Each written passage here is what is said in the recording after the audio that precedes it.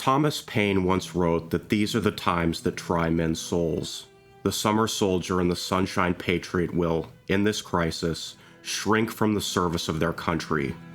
But he that stands by it now deserves the love and thanks of man and woman.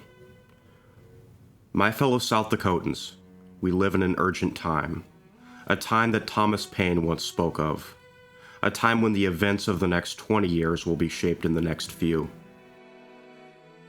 South Dakota is a state of hills, of prairies, of small towns and large farms, of lakes and snowbanks, of the Missouri River, the Badlands, and the Black Hills, where Wild Bill patrolled the streets of Deadwood, and Terry Redland's artwork sit immortalized in Watertown, where Laura Ingalls Wilder wrote, where Borglum sculpted. This is not flyover country. This is the home of nearly 1 million Americans, and we have always punched above our weight in national politics.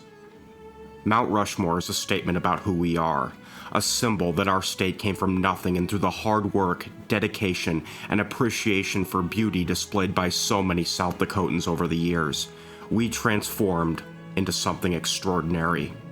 We carved a 4-headed American Sphinx out of a granite rock in the Black Hills and made it a monument to America's greatest leaders. South Dakota was founded by pioneers, trailblazers, and colonists who settled here with no certainty of finding a better life, but with all the determination to make one off of their own merit. Today, we're a refuge for those seeking peace, harmony, and freedom in a nation and a world that has seemingly lost its mind.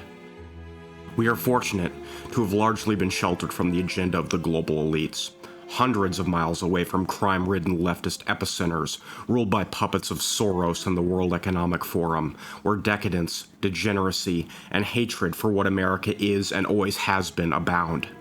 We cannot take our insulation from the outside world for granted. Our enemies will not stop at our state borders. No part of this country is safe forever. And sure enough, over the past few years, the Uniparty's rhino puppets have been on the march here in South Dakota. They killed bills banning conscious exemptions on COVID vaccines and requiring age verification for porn sites. They sided with out-of-state corporations and against South Dakota landowners with their passage of SB 201. They have repeatedly attempted to make it easier for out-of-staters and Democrats to vote in Republican elections, and were only narrowly blocked from totally gutting the voice of our conservative grassroots activists at the party nomination convention by our champions in the legislature. They seek to force Uniparty Congressman Dusty Johnson into the governor's mansion in 2026 and have him finish the implementation of their agenda, together with House Majority Leader Will Mortensen as his running mate, solidifying rhino control of our state's politics for decades. They seek to hand Johnson's seat in Congress to Senate Majority Leader Casey Crabtree to continue to aid and abet the Biden-McConnell agenda in Washington that is leading America to the brink of destruction. They have built a decades-long pipeline of establishment centrists to mold this state in their image. On June 4th, though, something happened that they never expected. Conservative voters brought them complete electoral annihilation. Of the House leadership team that crafted the landowner bill of sale, every single whip that stood for re-election lost. The chair of Senate Appropriations and Rules Review, Jean Hunoff, the longest-serving female legislator in history, was defeated by newcomer Laura Nelson. Rhino Golden Boy Tyler Torsen was soundly rejected in his re-election bid. His mother, Tamara St. John, was also easily defeated. James Wangsness lost by over 15 to former House Speaker Spencer Gosh, despite the Rhino attack machine working overtime to defend the man who sold out his own constituents.